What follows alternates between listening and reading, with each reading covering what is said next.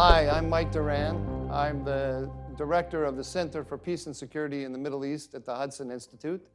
And joining me today is David Albright. He's the president of the Institute for Science and International Security. He is, in my view, the #1 expert on non-proliferation, on nuclear non-proliferation in the United States, I guess probably in the world. And he's here today to talk to us primarily about Iran and its nuclear program, but I think also we'll talk a little bit about drones in Ukraine. David, welcome. Oh, thank you. Let me start with a question about the JCPOA, the nuclear deal. The administration is saying, the administration is now continuing to pursue the deal while not pursuing it. And it says it will continue to pursue it as long as it meets the non-proliferation needs of the United States. Now, I have never thought it met the non-proliferation needs of the United States. I'd like to get your sense of, does this policy make any sense anymore? Do you see anything in the JCPOA worth salvaging? Well, the problem with the JCPOA is time is going by, and there's sunsets where nuclear limitations start to first diminish and then end. And what we're getting close to is the time when Iran can boost its uranium enrichment capacity under the JCPOA. So if there was a deal, let's say in 2023, for a couple years till 2025, you would reduce the enrichment capacity. You would bring down the stocks of low enriched uranium. But then in 2025, the enrichment capacity can start to increase again. And by about 2028, it'll rival what it is today under the JCPOA. Right. By 2030, it'll vastly outstrip what it is today. Meanwhile, the enriched uranium stock will stay low at 300 kilograms. But what we've learned in this last go-around since 2018 is the key thing is the enrichment capacity, because you can recreate the low enriched uranium stock rapidly.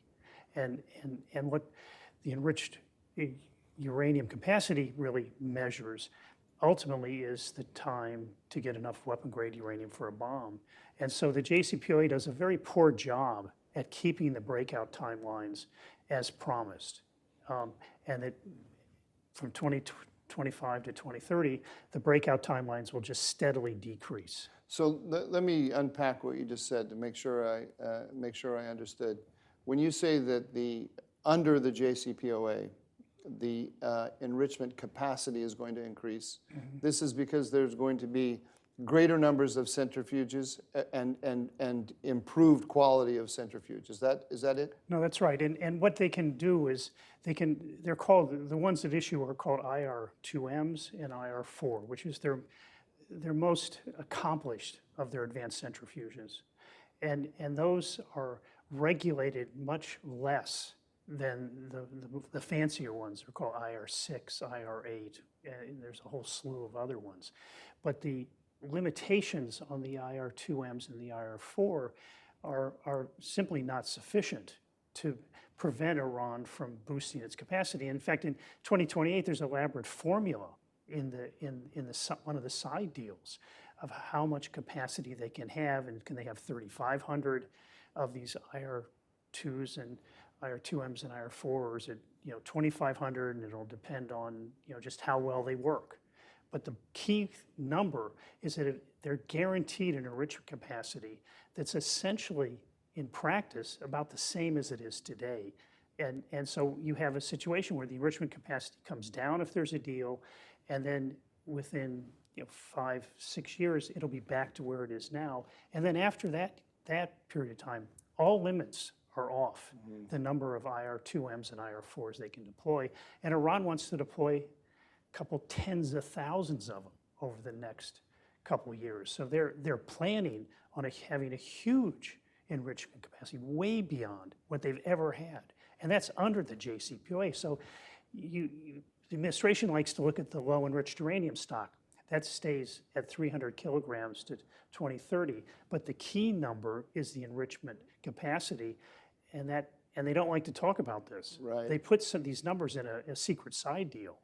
But those numbers go way up. I do. I was not aware that this was in a secret side deal. What is where do I find this secret side deal, the terms of it? Can I find it on your website? Yes, I mean, it's called Iran's Uranium Research and Development and Enrichment Plan, and a very good journalist at the Associated Press was able to gain a copy of it back several years ago, and then we were able to confirm it and gain a more complete document, and then publish that. Oh, fantastic. Okay, I like to hear that because I testified before Congress years ago, and I said we still don't know. This was after the deal came out. I said we still don't know the full scope of this deal. There are secret aspects that we're not familiar with. I didn't say that without a little bit of evidence, but I like the fact that my testimony before Congress actually turned out to be true. Yeah, and it certainly incentivized us to look for these. That's not the only one we found, but in terms of figuring out the value of the JCPOA, the enrichment side deal was the most important, and during the negotiations, the French negotiators made it clear they were very unhappy with the enrichment capacity limits, and the U.S. was the main one pushing those. And after the deal, of course, France got in line and will now defend it. But it was a troubling aspect of the deal, even for some of the negotiators. Now, your organization recently published a series of charts that basically make this point about the capacity. So you see the administration, or I guess it was the Obama administration and supporters of the JCPOA, they put out charts like this over the years that show this trough that Iranian stockpiles will go into as a result of the JCPOA. But then they never extend it out toward the life of the JCPOA and show what happens in the final years of the. No, that's right. And again, Iran may not be able to put in the capacity that they plan to put in. I mean, they can mess up in many ways, and hopefully we'll do things through diplomacy that'll prevent that future from happening.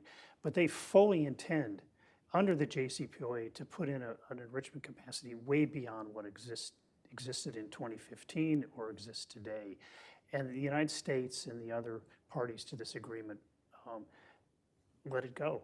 I mean, there's nothing on paper they say, okay, we endorse this, but they let it go. And it's one of the reasons Biden, who is an honest guy, said we need a longer, stronger deal. Because this is the crux of the problem with the JCPOA is you get these limitations for fixed numbers of years, and then they go away, and Iran just blows through the limits, way beyond what they've ever done before. The problem is that you can't get a longer, stronger deal once you accept the JCPOA, because the JCPOA has, as you say, sunsets, and it sanctions this massive increase of the capacity of the Iranians, under international law. And that's right, and that's what we've learned is that Iran is completely inflexible on these basic questions of the kind of nuclear capacity it wants to install. And so it raises questions. I mean, what is the value of this deal to the United States? And I think our analysis was to show, yeah, if you want a kind of a 2-year pause, then it makes sense. Some will argue that any pause is better than what we have now. But then if you look on the other side, there's other parts to this deal. And when I say the other side, I mean the missile and conventional arms part of really the nuclear deal. These limits are established in UN Security Council Resolution 2231, and the UN Security Council kind of unravels these embargoes. So the arms embargo is expired, the missile embargo expires next year. And we already know that Iran is violating the missile embargo by providing drones to Ukraine. It fully intends to provide some precision missiles I want to talk to you about drones, but can we just for a moment? I want to hold on Okay. on this on the question of the JCPOA, because I want to just make clear for the listeners here that you've said what the capacity that the Iranians have right now, I mean, when they're in open violation of the JCPOA. I want to nail down exactly what that is. My understanding, please correct me if I'm wrong, is that they have enough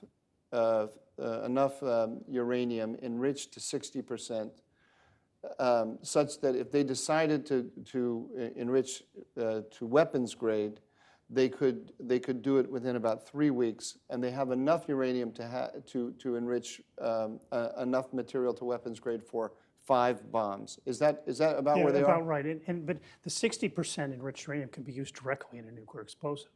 It's called highly enriched uranium because by definition, highly enriched uranium can be used to fashion a nuclear explosive. Oh, I wasn't aware of that. Yeah. 60% is already enough to make a nuke? And so it's I thought it had to bigger. go to 90 or above. Well, 90 is desirable because it can allow you to make smaller bombs that are easier to fashion.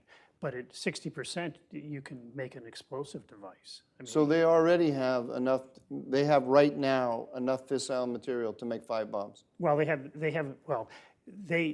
Five devices. They have enough to make one directly now. So we say now breakout time is 0.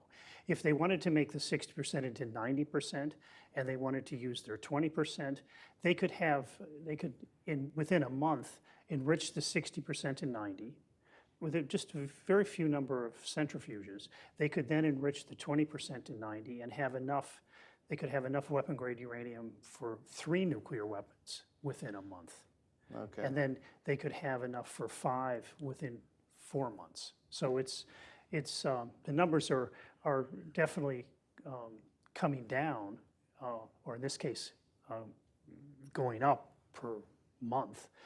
But and it's being driven first by the enrichment capacity and then second by the enriched uranium stocks. Now you remember in 2012 when Prime Minister Benjamin Netanyahu, Israeli Prime Minister Netanyahu, stood before the UN General Assembly with the picture of the cartoon bomb, and he drew his red line. That red line was that they shouldn't, as I remember it, was that they shouldn't have enough fissile material to build a bomb within 3 weeks. But now they have that. Yeah. So basically, they have blown past Yeah, Netanyahu's red line. And these red lines of enrichment level, number of centrifuges, which translate in capacity, don't work very well. I mean, we look carefully at the reports put out by the International Atomic Energy Agency, which are based on inspections in Iran. We don't have assurance that they didn't already produce a little bit of 80, 90% enriched uranium. They would do it in experiments where they would do it and then they would recombine the enriched uranium with the waste, and then it would go back to whatever it was originally, 20%, let's say. And the IAEA would have no idea. And we have no idea this is because they have dismantled the cameras in their inspections, or they're doing something off on the side. Yeah, this is just beyond what the IAEA has a right to look at, and so, I think you can't. The red lines set up by enrichment are not workable. Just like some say, well, if they go to 90%, we'll do all kinds of things. I doubt it. I mean, it's just not a good. It's not a red line, and Iran can essentially get the same thing by just going to 60 and having 20 and having enough centrifuges to be able to get to weapon grade uranium or 90 within a matter of a few weeks. So these are not the kind of red lines we would advocate. The kind of red line you would advocate would be about basic capability based on numbers of centrifuges and quality of centrifuges? Not even that. It would be if they divert material, if they kick out the inspectors, if they withdraw from the NPT, or there's evidence they're moving to build nuclear weapons. I mean, those are, to me, are better red lines that can be quantified better. They're all complicated to work with, But this idea that if Iran reaches this kind of nuclear or enrichment capacity, then the red line is there to stop them. I mean, Iran's blown through every one. And I think we think maybe even blown through the 90% one, and we don't even know it. And what would they be doing?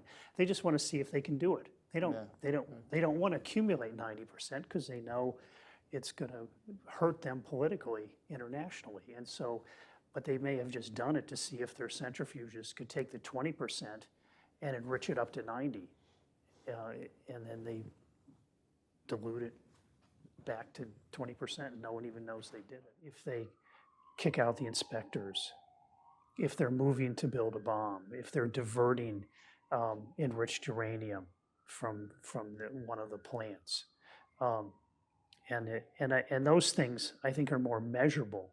Is it easy to determine if they are diverting material from one of the plants? Yeah, yes, it is. I mean, you may not pick it up immediately because they may deny access to the inspectors, but then that feeds in to the other red line if they deny access to the inspectors,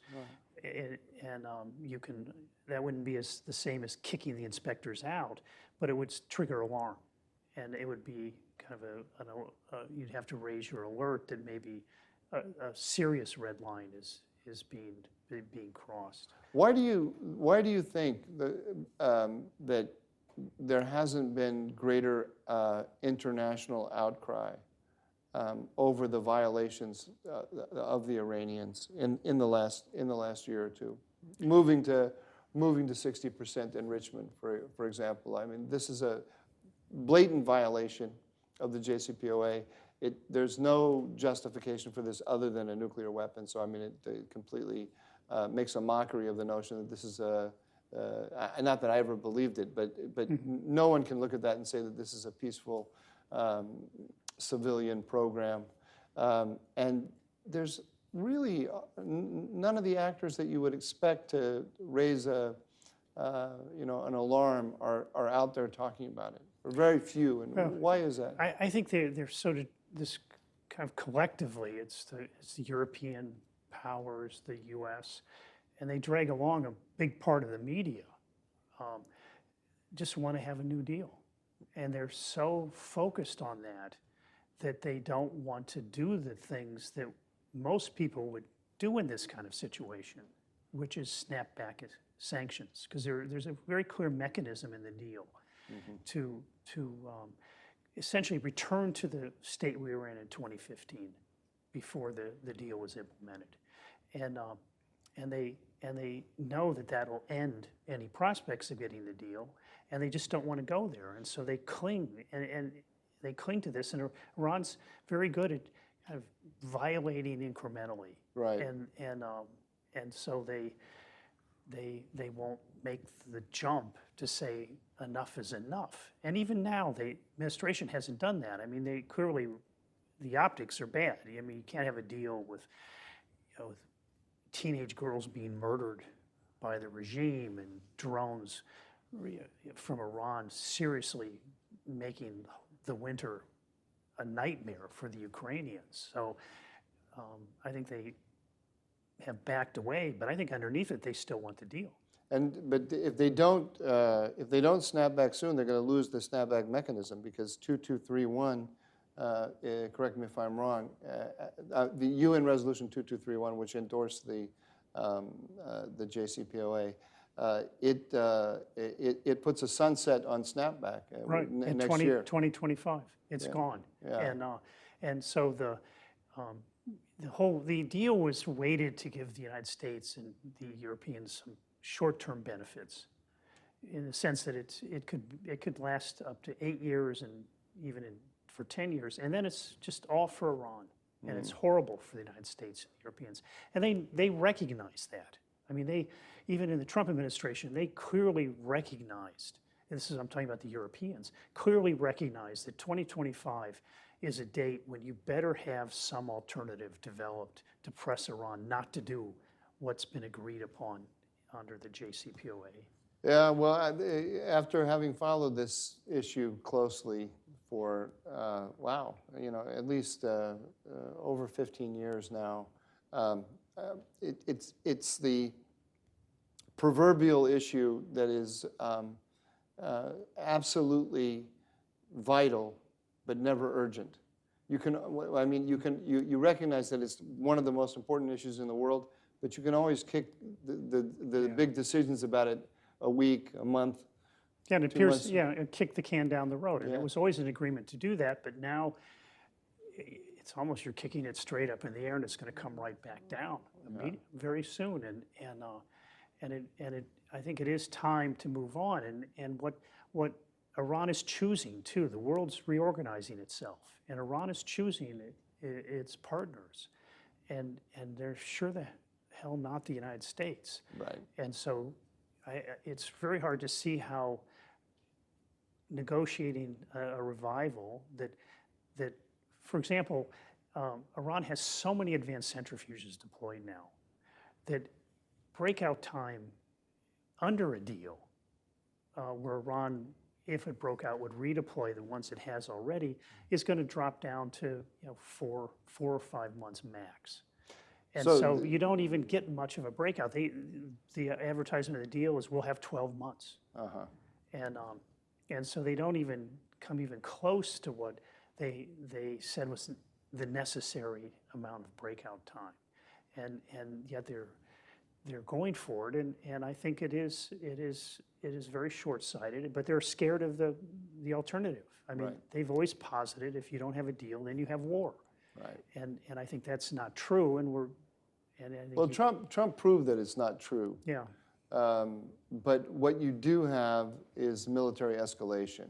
They have us, Iran is deterring us simultaneously in 2 ways. One, with the threat of further enrichment or building a bomb, and 2, with their missiles and drones, because they recognize that they can turn up the heat regionally with their missile and drone attacks, which means we can overcome them, but we have to do a military buildup in the Middle East at a time when there's a war in Ukraine, threat of war in Taiwan, and the administration has catechized, part of its base to believe that there is some kind of diplomatic solution with Iran, and it has to turn against its own base, do a military buildup the Pentagon doesn't want, with an uncertain outcome, and it prefers not to face any of that. I think and I would agree with that. That explains the calculation. And where I see it as an unwillingness to walk away from the JCPOA, even clearly it's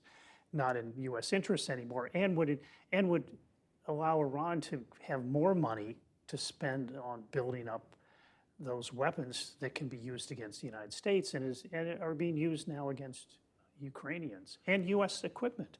I mean, Ukraine's not going to tell us what's destroyed, but these drones can loiter, and they can look for the most sophisticated U.S. equipment, which does have to come out into the open to fire, and then destroy them.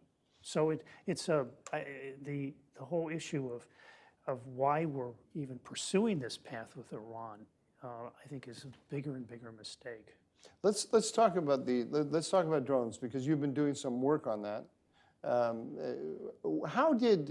It's quite surprising, I think, for a lot of the world to see Iran supplying the second biggest arms producer in the world, Russia, in a high-tempo war. We're used to the flow going out of Russia to other countries, not countries like Iran supplying Russia. How did they get so, especially under a really severe international sanctions regime, how did they get so sophisticated with their drones?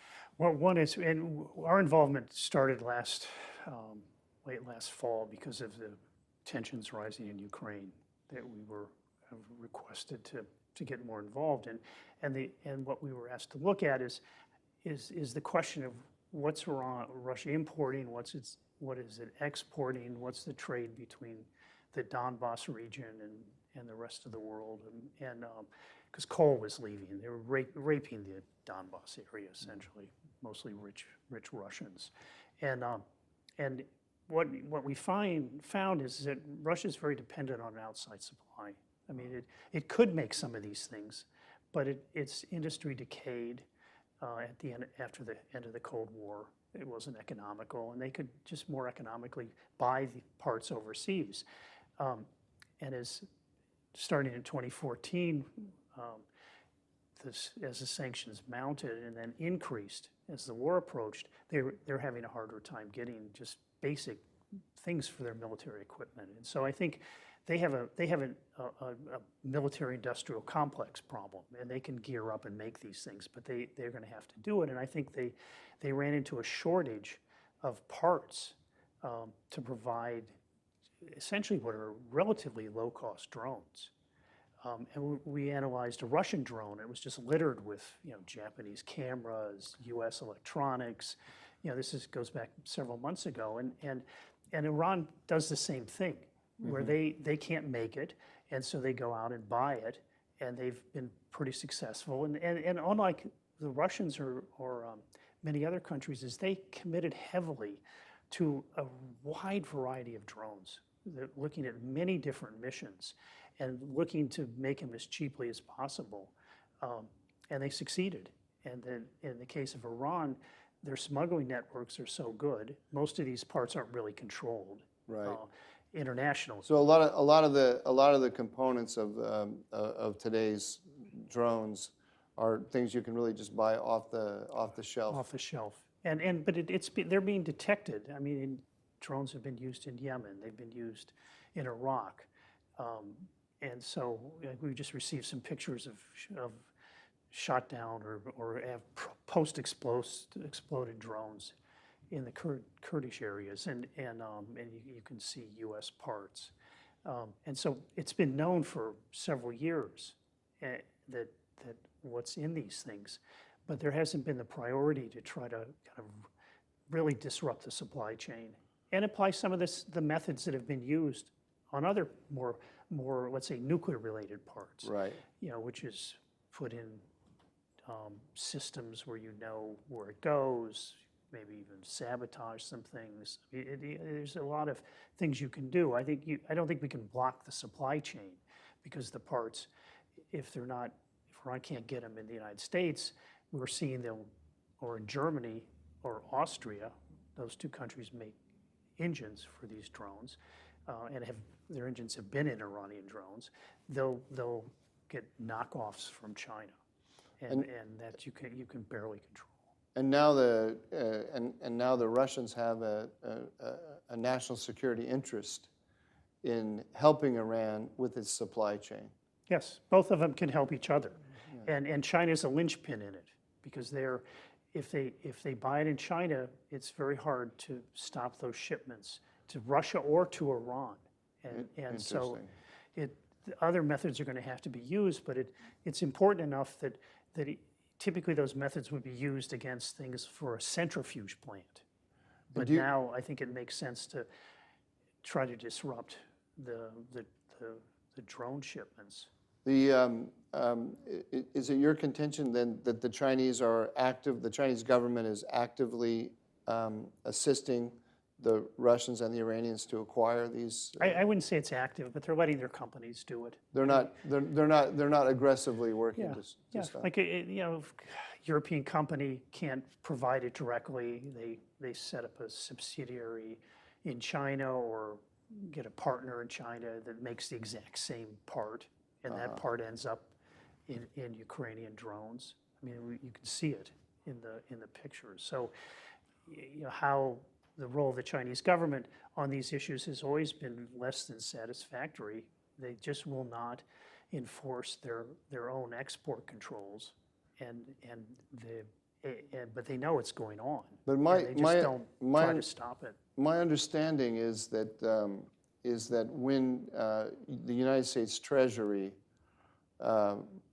works aggressively to try to stop Chinese entities from engaging in this kind of trade, the Chinese are responsive. In many cases, but not in all. Because they, especially right now with their concerns about their economy, they're afraid that their banks will be sanctioned and so forth. What I'm driving toward is that the United States does have tools at its disposal. This is a question. They do have tools at their disposal to to disrupt the trade between China and Iran, or am I wrong? No, they have some that beyond tools. our purview? No, they have some tools, and the financial sanctions scare the Chinese. But let's say you have a case. I'm thinking one we worked on extensively, German software used in very fancy 5-axis machine tools built, and the machine tools built in China. It's worthless without the German software, and it was learned that some of those machines were going to North Korea, and it was very good evidence. And those machines are then used on their nuclear in their program, nuclear with their missile, missiles. yeah, but it's clearly in their military industries, and they have multiple uses. The Chinese took the attitude of prove it. You know, we didn't. The company told us this didn't happen. I mean, there's clear intelligence evidence it did, which was being shared among allies.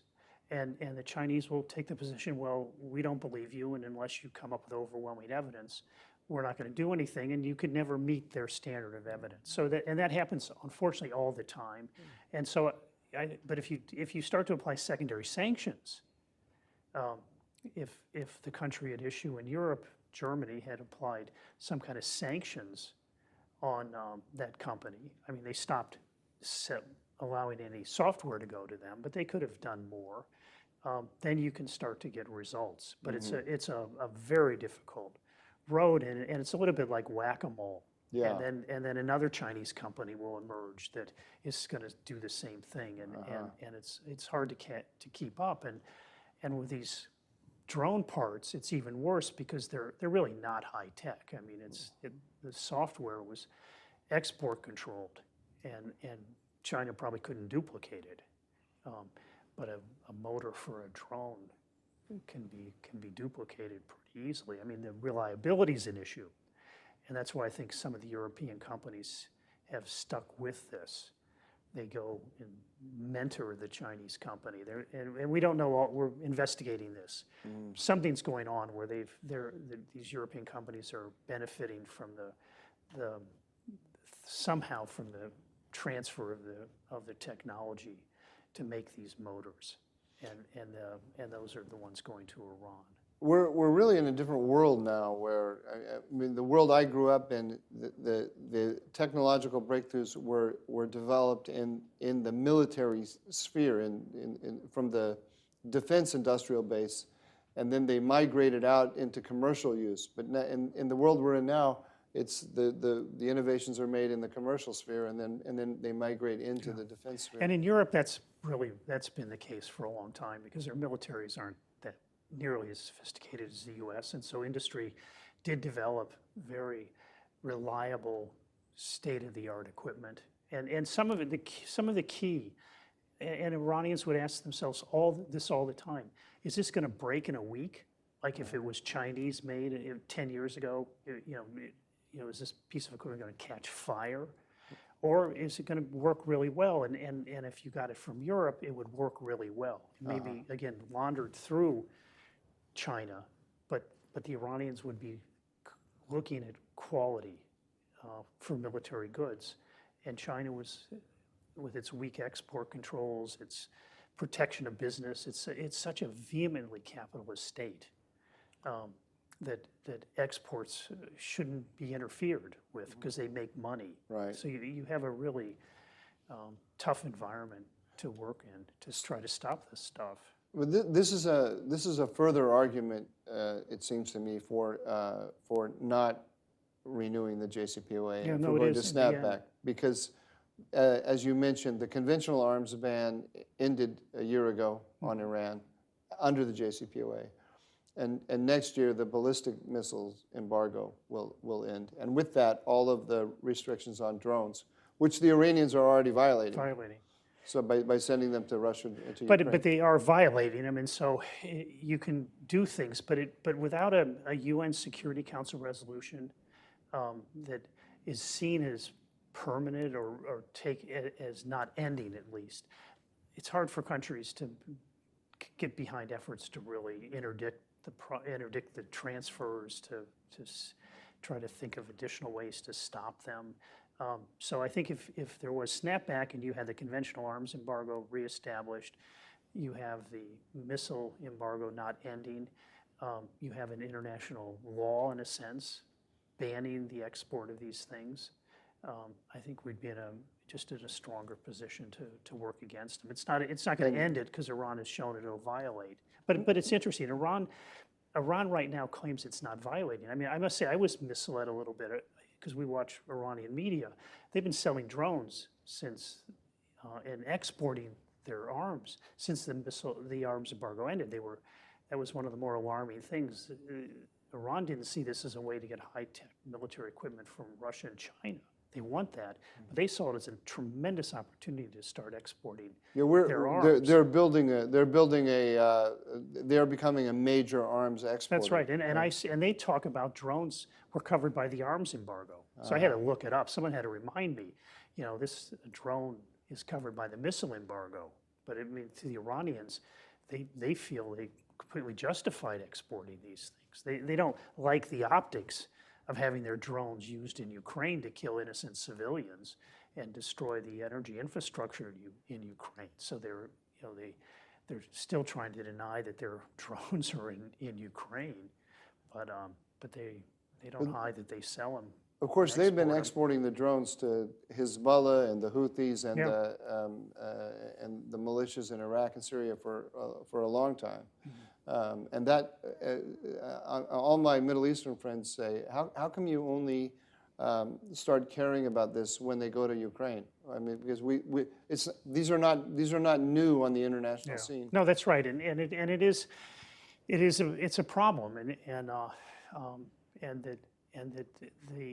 it gets into this idea that the United States and Europe didn't want to focus on violations. They wanted to focus on how this JCPOA and 2231, they're both good things. And so you bring up violations, they really don't like it. But in the case of Ukraine, it finally just, I mean, it wasn't a straw, but it was like an elephant finally broke the back of the camel. And they couldn't they couldn't ignore it. And the French, I think, were the first to come out and say, well, these drones in Ukraine are a violation of the missile embargo. And so I think earlier they just chose to ignore it because it complicated their narrative and their drive to reestablish the JCPOA. It's an amazing, to me it's really an amazing example in real life of, the emperor has no clothes. There so many people are invested personally and politically in the JCPOA that they can't bring themselves to say that there's no there there. I think from my point of view, looking back over this whole debate on the JCPOA, and we were always kind of a pain in the backside of the administration when they were negotiating, but in a friendly way. I mean, here's a loophole, here's something you should do. I mean, and they welcomed that.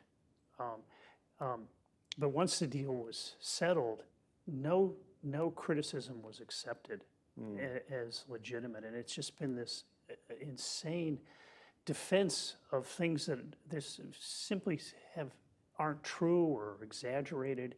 But there's a kind of a sad state of affairs where much of the media, much of the kind of the center left, far left, arms control communities have bought into it, and you can't have an honest debate.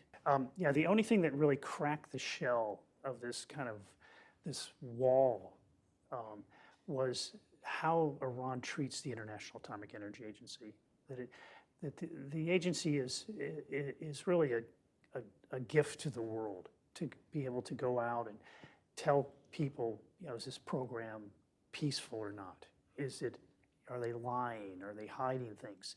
And it's been a skill set developed over decades with a lot of blood on the floor. I mean, they failed in Iraq in the early 90s. Right. And they took it to heart and they improved themselves, and they've worked very hard in Iran to uncover things, and that there's been some lulls and failures, but overall they're working a way to uncover secret activities that aren't permitted under the Non-Proliferation Treaty, and it's a deservedly supported institution, and the JCPOA directly conflicts with the credibility of the International Atomic Energy Agency, and in 2015, the pro-JCPOA elements, including the parties, were willing to kind of push the IAEA aside. They said, look, we can't show you Iran has a new peaceful nuclear program. And they said, well, we know enough. You can just kind of accept that this deal will be implemented, and you can continue acting and pushing for more information from Iran. And they got nowhere. They had a pretty mild-mannered Director General at the time. But then the Israelis provided this nuclear archive to the agency, the IAEA. They got a new Director General, and they ran with it. They did just what they've always done. You give me new information, we need to confirm it. We'll go out and we'll use it and expose secret activities that aren't allowed, and then we'll confront the country. We're about to have another, we're in the season of quarterly reports from the... Comes out today. They come out, they're out now. Okay. Oh, have you seen it already? I've only seen reports. I mean, we'll probably we have it now, but on this issue of the IAEA, Iran and the IAEA said they made no progress with Iran. Iran always shows up before the reports come out and say we want to meet, but Director General Grossi already had announced that Iran brought nothing new to the table. It was it's just a show, and the IAEA is getting impatient with it, and so of course no, they never say in the language of the IAEA, it never says Iran has a military nuclear program. They just say we cannot verify that it is that they don't have a military program, and they can say that, or that they have. We cannot verify that this is a wholly civilian program. Yeah, but with the evidence they have now, they've said Iran has undeclared nuclear material, and it's very troubling because originally the undeclared nuclear material was used in the old Ahmad program in the early 2000s, but they've been able to link activities at those old sites to a new site called Turkish Abad, where there were a whole lot of shipping containers stored. And so they've linked, in a sense, the past to the present, and they're saying, where are those shipping containers? You have undeclared nuclear material proven to be at this Turkish Abad site. We can link it to a nuclear weapons program, and where is it? And Iran just says it's all falsified information. It's just lies of the Zionist powers, and on and on and on. There's more undeclared nuclear material than the IAEA's talked about, and also the evidence of nuclear weapons work is much more robust than they present publicly. And so, but they have a mandate: is the nuclear declaration correct and complete? That's their mandate. So it's a fairly technical interpretation, but that's part of their power. Right. We would it's interpret. highly defined. Yeah, is the country lying either through direct means or through omission, and that's what they work with, and so they don't want to go too far down the path of saying these are violations.